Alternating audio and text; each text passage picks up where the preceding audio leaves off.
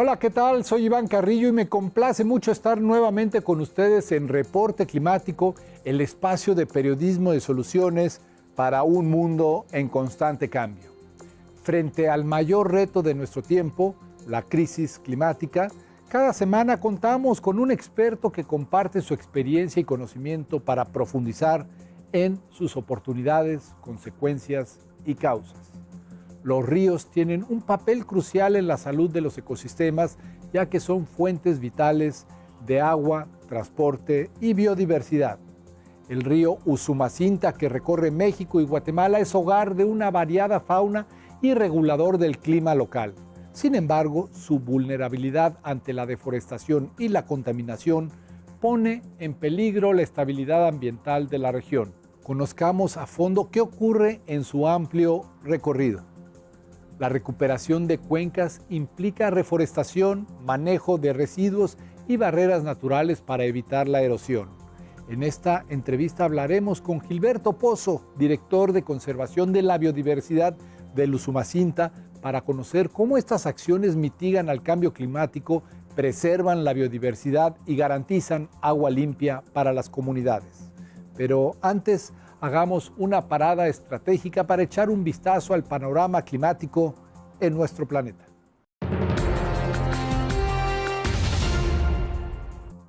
Los conflictos armados no solo destruyen comunidades humanas, sino también el medio ambiente, generando consecuencias que persisten durante décadas. Estos enfrentamientos contaminan aguas, devastan ecosistemas y liberan emisiones de carbono que agravan la crisis climática. Paralelamente, el cambio climático intensifica las tensiones por recursos básicos como agua y tierras fértiles, alimentando nuevas disputas.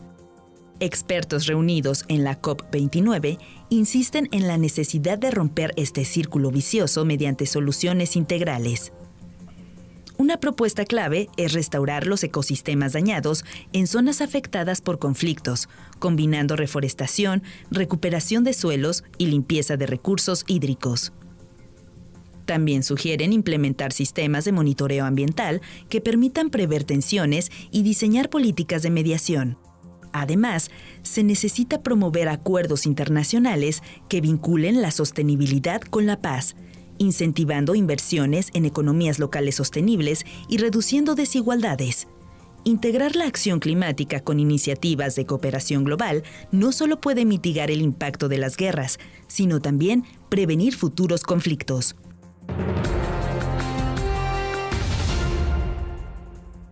Un estudio publicado por Scientific American revela cómo el cambio climático está provocando alteraciones en la coloración de algunos animales como mecanismo de adaptación a las altas temperaturas. Especies como los osos polares y ciertos insectos están cambiando su color para reflejar más calor y regular su temperatura. Sin embargo, estos cambios pueden afectar su comportamiento, su capacidad de caza y alterar los ecosistemas. El estudio advierte que hasta un 30% de las especies en peligro podrían enfrentarse a consecuencias irreversibles si no se toman medidas urgentes. Para mitigar estos efectos, los expertos sugieren políticas climáticas más estrictas, como la reducción de emisiones de carbono, la restauración de hábitats y la protección de la biodiversidad, lo cual puede ayudar a preservar los ecosistemas y reducir el impacto del calentamiento global.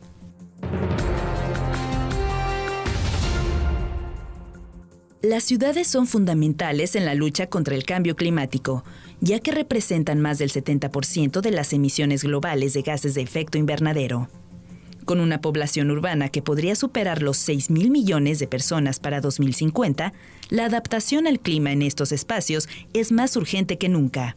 Según ONU Habitat, la inversión en infraestructuras verdes, como techos y paredes vegetales, junto con el uso eficiente de los recursos hídricos y la mejora en la gestión de residuos, son claves para reducir la huella de carbono. Además, la resiliencia urbana debe enfocarse en la creación de espacios públicos sostenibles y la protección contra fenómenos climáticos extremos, que se están volviendo más frecuentes debido al calentamiento global. Las ciudades, al ser el centro de la actividad humana, tienen la capacidad de liderar la transición hacia un futuro más verde, pero se requiere de un esfuerzo coordinado entre gobiernos, empresas y ciudadanos para lograrlo. Los ríos son fundamentales para la vida en el planeta. Representan solo el 0.01% del agua en la Tierra, pero sustentan al 70% de la población humana y el 80% de las especies animales dependen directamente de ellos. Hoy exploramos uno de los ríos más importantes de nuestra región, el Usumacinta, uno de los más emblemáticos de Mesoamérica que se extiende por México y Guatemala. Su recorrido alberga una biodiversidad excepcional. Bueno, la región Usumacinta se conforma prácticamente por la cuenca conformada por este río desde que nace en Guatemala y atraviesa por Chiapas y Tabasco hasta salir al Golfo de México. Es una región muy biodiversa, ¿no? Tiene selvas tropicales, tiene bosques de galería y una alta biodiversidad, y muchas de las especies lamentablemente que están ahí pues están en peligro de extinción. El Usumacinta es el río más caudaloso de México y uno de los pocos ríos vivos del continente. Sus ciclos naturales son esenciales para regular inundaciones y garantizar la biodiversidad en sus más de 106,000 kilómetros cuadrados de cuenca. Así es el río más caudaloso de México. Al menos eran de los ríos, es uno de los ríos vivos en el país. O sea, sus dinámicas hidrológicas están totalmente naturales, sin intervención. Es decir, no hay presas que puedan regular los caudales, sino corre y sus caudales son naturales. Hay ciclos de inundaciones totalmente naturales y que ellos tienen o regulan la vida en toda la cuenca, ¿no? Estamos hablando del ecosistema con mayor biodiversidad de agua dulce en México, vital para la conservación de especies en peligro de extinción y hogar de más de 500 especies de peces, aves y mamíferos, entre ellas emblemáticas como el jaguar, el manatí y el mono araña. Sí, hay jaguar, sí, hay tapir como tal.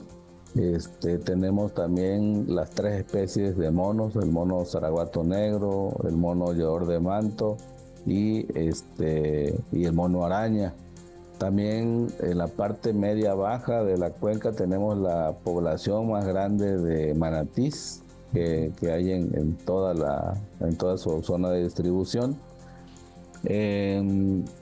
Otra también pues hay cocodrilos, es una especie que abunda en ciertas lagunas y canales de la cuenca, y infinidad, muchas especies de aves acuáticas, ¿sí?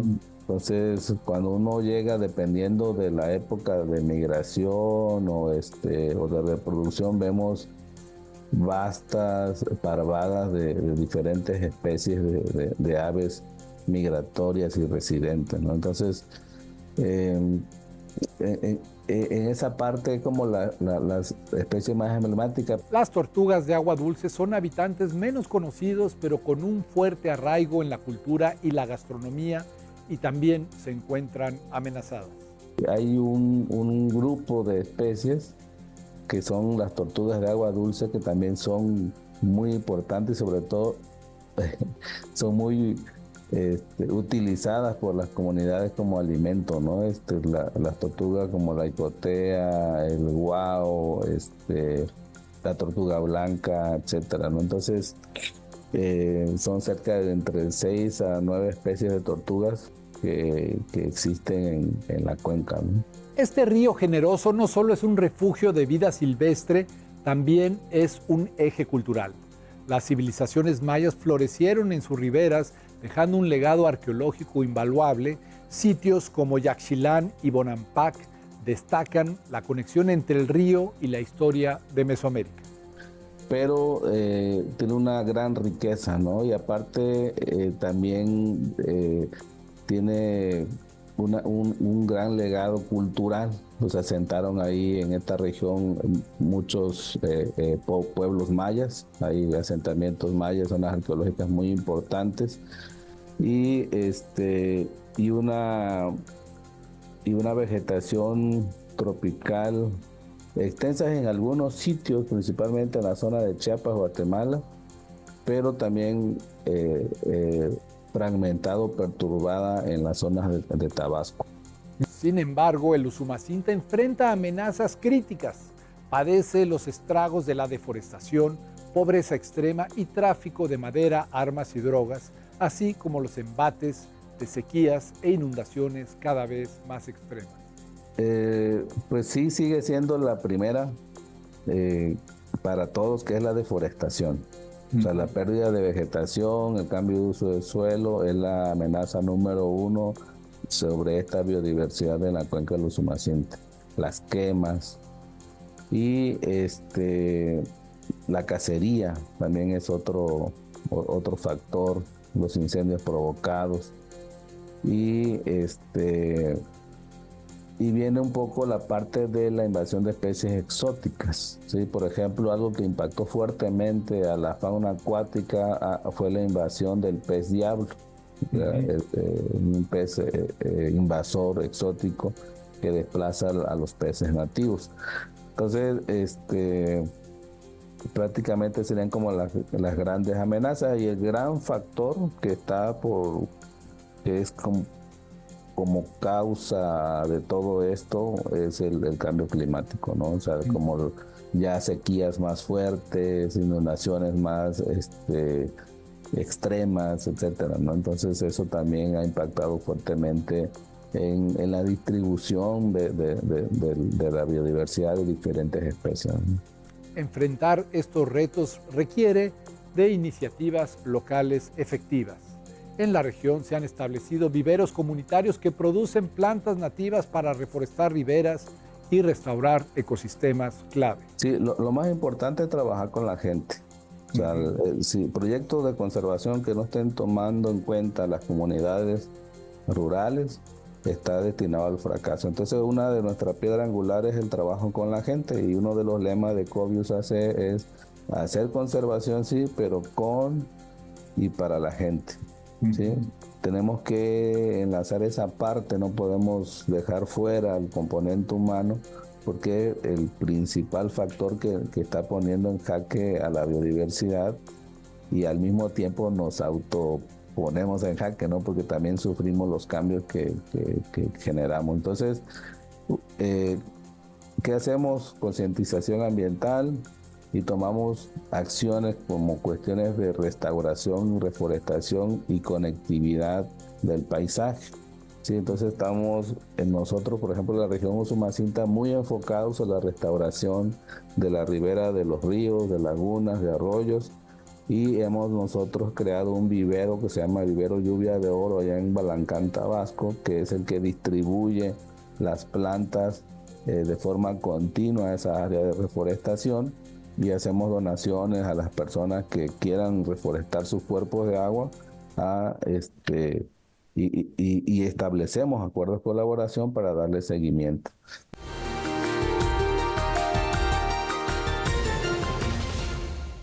En América Latina, más de un cuarto de los ríos están contaminados. Esta situación pone en riesgo la producción de alimentos, la salud de las poblaciones y el acceso al agua.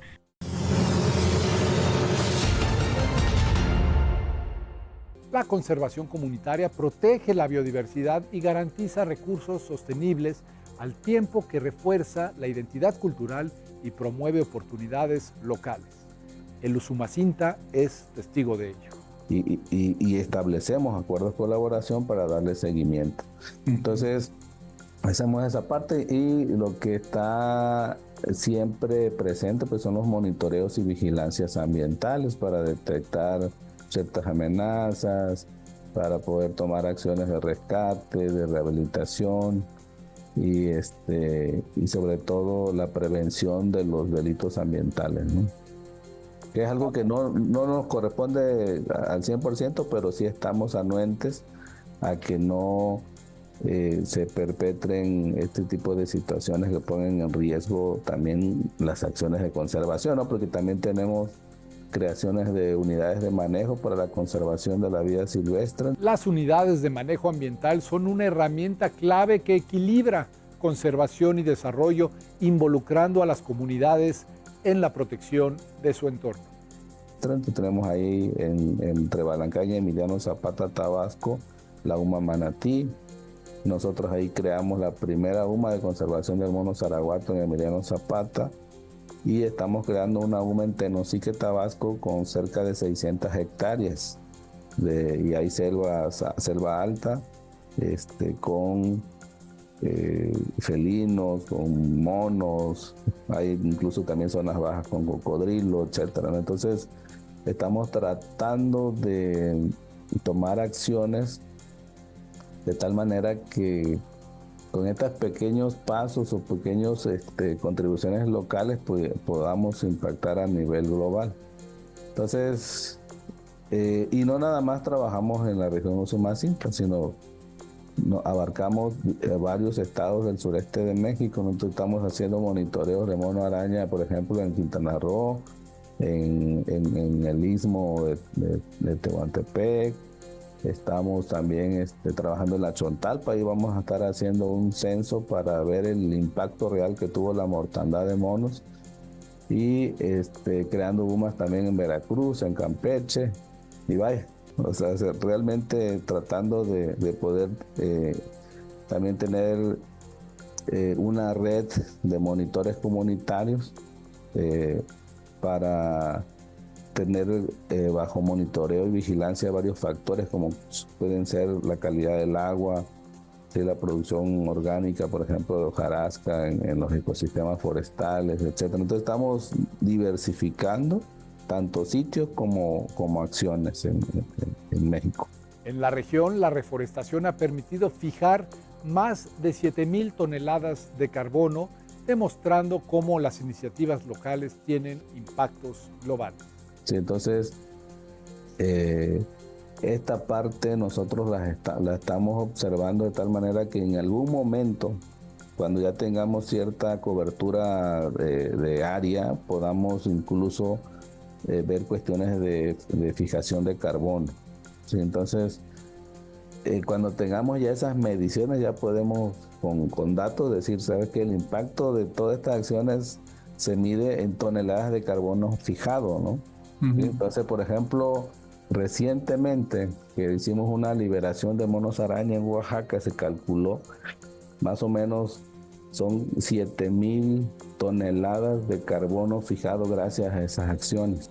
Las políticas públicas juegan un papel crucial en la conservación, como el compromiso internacional Desafío por el Agua Dulce, al que México se sumó con otras naciones en marzo del 2023 ante la ONU, con el objetivo de restaurar 300,000 kilómetros de ríos. Hay mucho que hacer, o sea, en cuestiones de política pública, pues sí, ya está el decreto y todo, pero aquí el reto es echarla a andar y empezar a regular esos factores. En cuestiones de sembrando vida sí se nota. Nosotros hemos estado haciendo recorridos y hay muchos lotes también con plantas ya grandes que están ya ahí creciendo, ¿no? Ya bien establecidas. Aquí la parte importante fue el inicio, cuando hubo una mala interpretación de los lineamientos operativos de ese programa, donde algunos técnicos decían, no, pues tira eso porque no sirve, porque vamos a sembrar otras cosas. Pero estábamos hablando que ya era vegetación que estaba haciendo una función ecológica, ¿no? Como son los acaguales, como son algún tipo de vegetación de ribera que deforestaron, y a mí me consta porque yo estuve un mes supervisando varios sitios y sí hubo desmonte, ¿sí? Pero a estos momentos ya la recuperación y sobre todo la reforestación de los sitios ya está dando sus frutos. Los locales y sus conocimientos ancestrales y esfuerzos son esenciales para garantizar el éxito de los proyectos, así como un vínculo poderoso e indestructible con su territorio. Sí, mira, aquí la cuestión es que muchas comunidades tienen ciertas necesidades. ¿Sí? Entonces hacen uso de los recursos, son los que tienen bajo su resguardo los terrenos, ¿no? Las áreas bajo su uso. Entonces ellos deciden si las conservan o no, o cómo las usan. Entonces aquí lo más importante en este sentido es pues, trabajar con ellos para que por un lado se pueda pues cubrir sus necesidades básicas, ¿sí? Como tener alimentos, ¿no? Tener recursos para ir al doctor, medicinas, etcétera, y podamos entonces tener acciones de conservación. ¿Sí? Entonces no podemos como decir, ¿sabe que no toques, no hagas, no esto? Pero si yo tengo que comer, tengo que ver por mis hijos, etcétera, no tengo que hacer algo, tengo que cortar ese árbol porque necesito vender la madera. Sí, entonces aquí la cuestión es ver las alternativas, ver las formas de manejo, y es donde nos tenemos que enfocar las organizaciones. Para garantizar la conservación del Usumacinta es esencial que las organizaciones implementen soluciones que no solo protejan el medio ambiente, sino que también mejoren la calidad de vida de las comunidades. En el sentido, hay varias organizaciones amigas o compañeras que están, por ejemplo, haciendo estufas ahorradores de leña, están haciendo incluso baños secos, cosecha de agua de lluvia. Sí, entonces estamos haciendo, por ejemplo, UMAS, unidades de manejo, en donde se puede cazar, hacer cacería sustentable, no extraer de forma indiscriminada, sino regularlos mediante una tasa de aprovechamiento. Y hay otras que tienen que ver con manejo forestal, cosecha de leña, por ejemplo, no talar todo el árbol, sino ir cosechando de las ramas, de la hojarasca, hacer pellets para energéticos. Entonces, esa parte creo yo que tenemos que enfocarlas hacia allá, ¿no? hacia cubrir necesidades humanas para que podamos entonces hablar de conservación. Que si no, seguiríamos como en un ciclo vicioso en donde los sitios más pobres son los más biodiversos. Hablamos sin duda de la justicia climática y de la importancia de un reparto equitativo de responsabilidades y beneficios para enfrentar este gran desafío. Entonces esa cadenita se sigue manteniendo y es donde pues, tenemos que equilibrarlo, ¿no? Esos sitios biodiversos la gente debe vivir bien. Esto fue Reporte Climático, periodismo de soluciones para un mundo en constante cambio. Yo soy Iván Carrillo y espero encontrarme de nuevo con todos ustedes en nuestro próximo episodio semanal. Muchas gracias por haberme acompañado y hasta pronto.